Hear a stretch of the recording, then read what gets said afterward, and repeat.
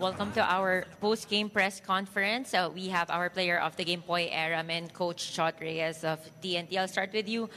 Coach, considering your team played 2 days ago, what can you say about the effort that your players put in, especially yung bench, the significant contributions that they gave? Yeah, we actually talked about it. In fact, at halftime, that's what I told the players.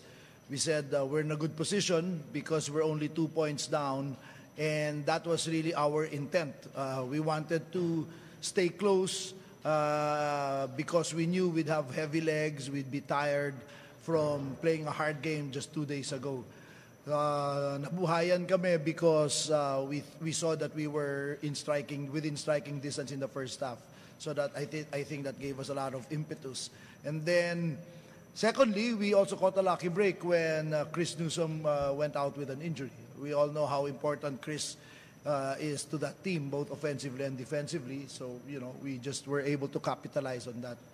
And then finally, like you said, the role of the bench, led by this guy beside me, Poy, and Jason, guys like Brian Heruela, I thought played really well, and CJ Payawal, I thought played really well coming off the bench. So, as in most cases like this, we can't do it unless it's a total team effort. So I thought we saw that tonight. Coach, down 2 at the half and ended the game with a 20-point victory. What are some of the contributing factors na allowed you guys to pull away from Meralco?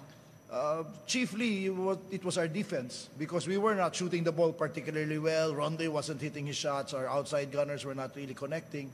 But we were stopping them from scoring as well.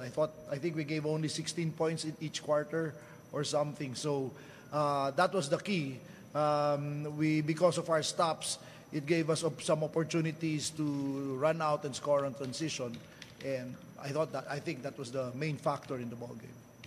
Thank you, Coach. Now, Poy, only your second game back after, sabi mo nga, 1 year of not playing. If you could just share with us that journey and kung gaano nakatulong yung presence and yung tiwala nga ng iyong team, the coaches and your teammates. Yun, siyempre, unang-una salamat ako sa Panginoon kasi yung journey ko medyo mahirap di ba? Tinest talaga ako ni Lord. Talaga yung 1 year na out ako. Pero yun nga, I stick to it. I stick to my work. And then, I stay true to yung mahal ko yung basketball So, yun. And then, syempre, pagbalik ko, hindi naman din madali Pero yun nga, sabi mo nga, yung tiwala ng teammates ko, ng coaches, nandun pa rin. So, dun pa lang yung kumpiyansa ko mataas pa rin, dun pa rin, parang hindi pa rin nawala. Kasi alam ko yung confidence ng team, nandun pa rin para sa akin. So, yun yung para sa akin, yun yung parang nagdala para bumalik ako sa team na to, para mabalik din yung lalo pa yung pagmamahal ko sa basketball, di ba?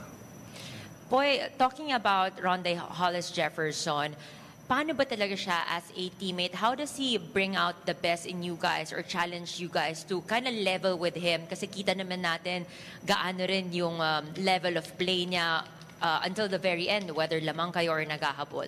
Ano lang, one word, trust. Malaki yung tiwala niya sa amin Then malaki rin yung malaki yung tiwala namin sa kanya. Kasi alam namin, Ronde sa NBA veteran, di ba? We won a championship with him. And then yung tiwala niya hindi nawawala binibigyan kanya ng kumpiyansa kahit siya mismo parang parang hindi na siya nakaka-shoot pero alam mo nabibigyan ka pa rin niya ng kumpiyansa kasi kailangan kanya di ba so he knows in everybody in the team he knows what we can do to help him to win the game.